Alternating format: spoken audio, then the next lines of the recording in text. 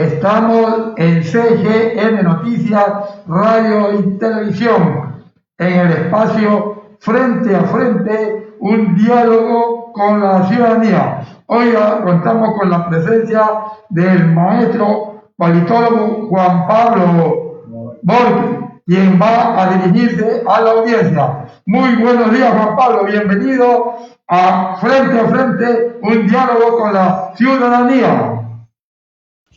Buenos días para todas y todos. Es un gusto estar con ustedes y poder hablar un poco de lo que está sucediendo en Colombia.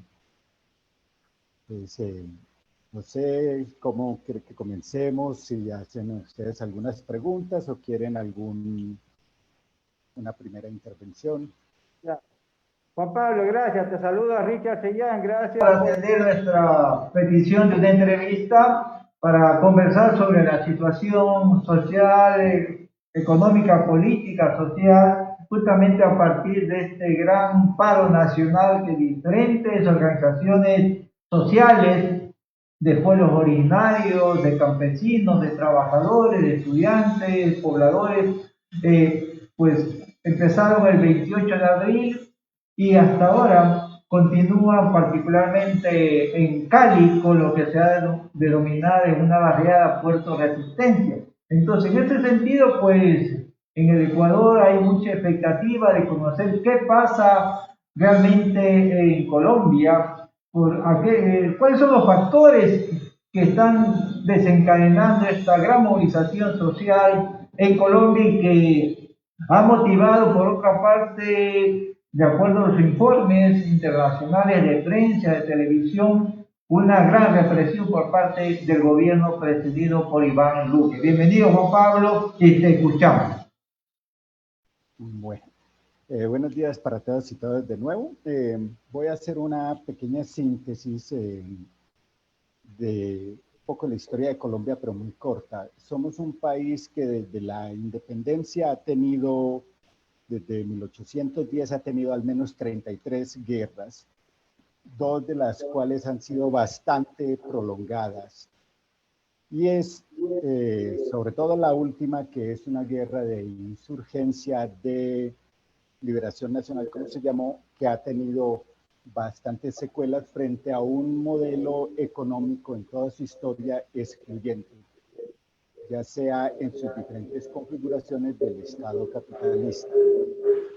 A partir de los años 80, este modelo capitalista que para América Latina se ha consolidado también, que es el neoliberalismo, tuvo una gran influencia sobre la población en la medida que se afirmaba que la pobreza, la miseria, la falta de acceso a los diferentes servicios públicos, a la educación, a la salud, era consecuencia del conflicto armado que vivíamos. Y se prolongó, hicieron distintos tipos de medidas, sobre todo a partir de los años 90, con la influencia creciente del entonces senador Álvaro Uribe, de profundizar el modelo neoliberal, privatizando la salud básicamente, y poco a poco todas las empresas del Estado y servicios públicos de todo orden.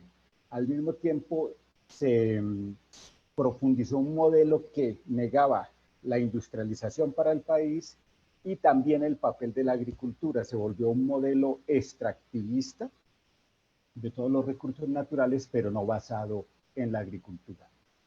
Esto generó grandes tasas de desempleo, acompañado de una gran represión y eliminación sistemática de toda oposición, democrática o no democrática, en el país. Es decir, se mató a todas las personas que tenían una visión diferente, y fue acompañado por un gran proceso de concentración de la tierra.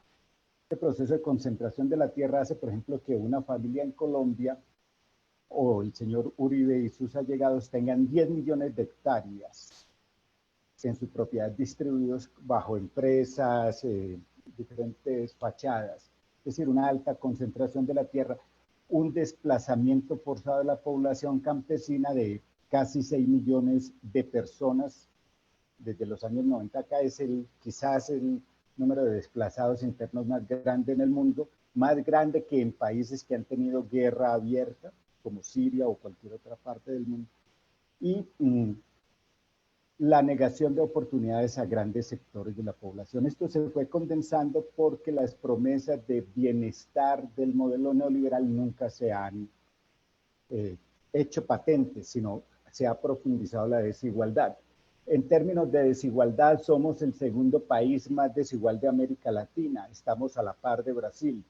Somos más desiguales que Haití, más desiguales que Venezuela, que es lo que nos dice que nos va a pasar a nosotros, y pues mucho más desiguales que Ecuador, de acuerdo con las cifras del Banco Mundial, es decir, cifras del propio establecimiento, no de la izquierda, no de sectores democráticos. Esto se ha condensado desde el año 2018 en un malestar social muy grande, y sobre todo porque son los jóvenes los que han cargado el peso de, que aquí llamamos los niní, ni educación, ni salud, ni trabajo, ni futuro. Es decir, son una serie de personas que no tienen posibilidades de empleo, posibilidades de educación de ningún orden, que han manifestado su descontento ahora, pero no solo son ellos, son también sus familias que apoyan a estos jóvenes, que estos jóvenes salgan a protestar. Es decir, los mayores no pueden salir porque son mayores, la represión policial es fuertísima, y del ejército, con asesinatos de todo orden. Entonces, pero sus familias los apoyan, es decir, la cara visible son los jóvenes que no tienen futuro, pero sus familias que están sin presente, porque no tienen presente, no tienen comida. Hay que contar que Colombia tiene 48 millones de habitantes, de los cuales 21 millones oficialmente reconoce el Estado colombiano son pobres. Viven 21 millones de personas con $90 al mes. Lo puse en dólares porque es más fácil para ustedes, dado que es la moneda que manejan. Y hay casi 7 millones de personas que viven en la miseria extrema, o aquí llaman eufemísticamente una pobreza relativa, con $45 al mes. Ustedes, el costo de vida en Colombia es altísimo, es una economía dependiente en el 83% de su alimentación de las importaciones. Nosotros casi todo lo que comemos es importado. También todo lo que vestimos, los aparatos que usamos. Entonces, el acceso a los bienes básicos, a la salud, a la educación está negado. El 80% de las personas que cotiza para poderse retirar o jubilarse, jamás en su vida va a jubilarse.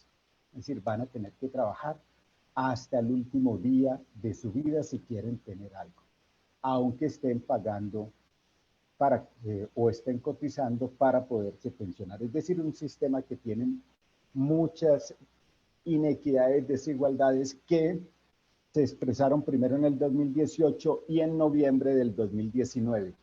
El sistema, como dicen acá, se les apareció la Virgen con el COVID.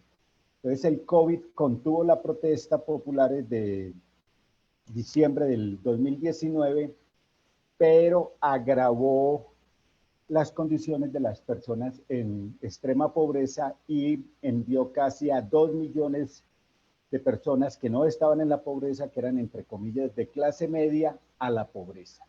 Entonces todo esto se fue sumando frente a una reconstrucción de una izquierda entre comillas, o de proyectos alternativos al modelo autoritario neoliberal que hemos vivido. Entonces, esto se ha unido a que las centrales obreras, tanto progresistas como aquellas que se denominaron de centro, inclusive cercanas a los partidos dominantes, hayan convocado a un paro varias veces, y esta vez el paro fue acogido por la mayor parte de la población. Población que tiene, que es otro de los grandes problemas, es nosotros vivimos en una sociedad comillas, mestiza, pero que en ese mestizaje ha desconocido a los negros, porque aquí les llamamos negros, aunque ahora nos quieren poner el término correcto, afrodescendientes, para negar parte de su cultura, a los indígenas. Entonces se han unido racismo, pobreza, sexismo, desconocimiento de todas las carencias, y esto es lo que ha llevado a las calles a las personas. En lo que yo recuerdo de mi vida y lo que recuerdan los politólogos colombianos, es la primera vez en 60 años que hay un movimiento tan prolongado de protestas. Y digo de protestas porque son protestas. El Estado quiere plantearlo como una insurrección y tratarlo como una insurrección a sangre y fuego. Entonces, solo para resumir lo que ha pasado en este mes, en términos de la violencia estatal, hay más de 2.000 heridos generados por la intervención del Estado en marchas generalmente pacíficas. Se han reportado 500 desaparecidos. El Estado reconoce solo 129 desaparecidos. Muchos de los desaparecidos ya comenzaron a aparecer descuartizados, torturados y en los ríos. Es decir, ya Juan Pablo, ¿Cómo así territorialmente la resistencia poblacional se concentra, por decir de alguna manera, en Cali?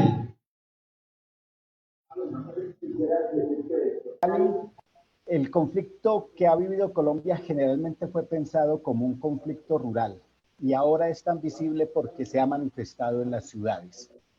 Cali concentra el 50% de sus jóvenes sin empleo ni educación.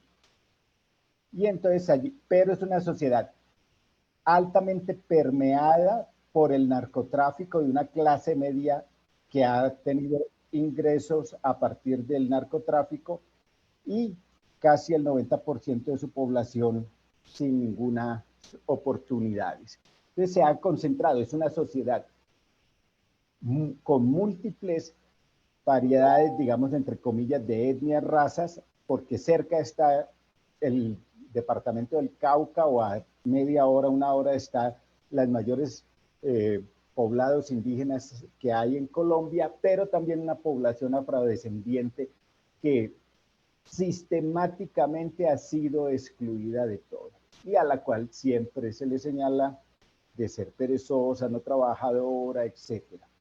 Entonces ahí se concentran casi todos los elementos del conflicto social colombiano.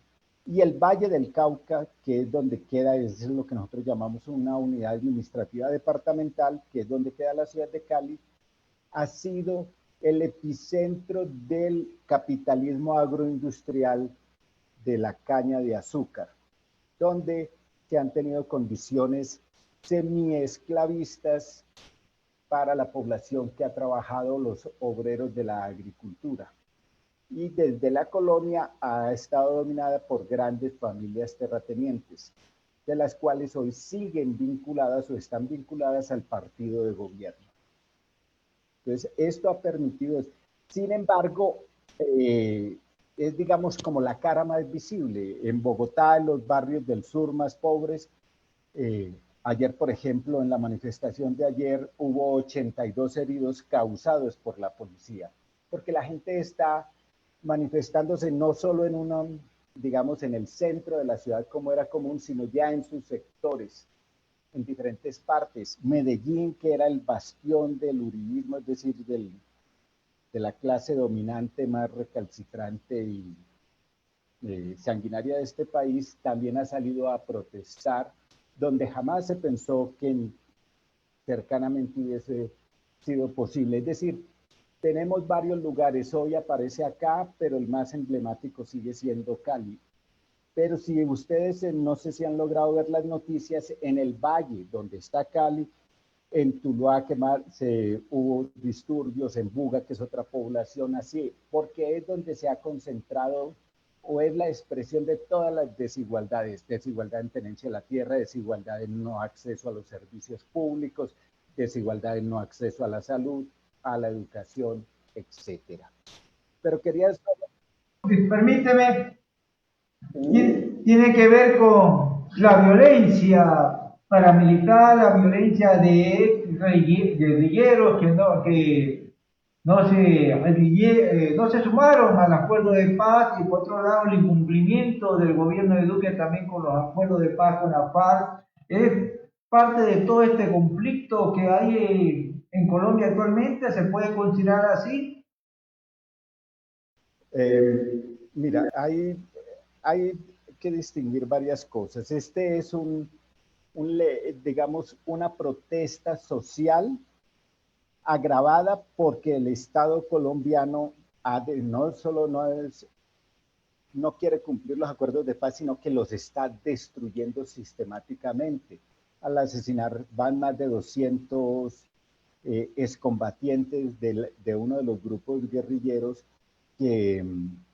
el que se desmovilizó las FARC, asesinados en lo que va del acuerdo de paz o de lo que queda de ellos. Pero más allá de eso, es la persistencia del sistema de dominación basado en grupos, comillas, paramilitares, porque están al lado o respaldados por el mismo Estado, para los negocios del narcotráfico. En Colombia, hay que decirlo claramente, es un Estado narcotraficante, porque la clase dominante nuestra es narcotraficante. Todos han estado vinculados desde los años 70, desde el presidente Ayala.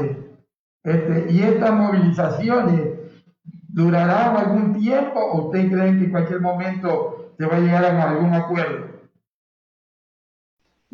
La táctica del Estado es dilatar para cansar a las personas. Si ha tenido algún efecto, sin embargo, lo que está logrando es simplemente aplazarlo. Aplazó el del 2018, hubo un estallido en el 2019.